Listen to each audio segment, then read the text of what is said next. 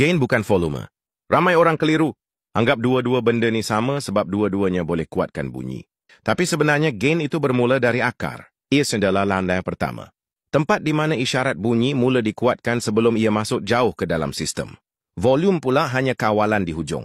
Sekadar menentukan sekuat mana bunyi itu nak dilepaskan kepada telinga kita.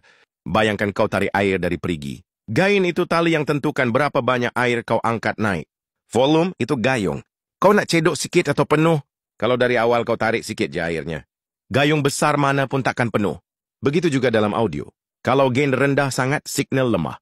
Kalau gain terlalu tinggi, signal jadi bising, pecah, hilang kejelasan. Orang selalu cuba baiki bunyi dengan naikkan volume. Tapi kalau gain tak disetel betul-betul dari mula, bunyi tetap rosak.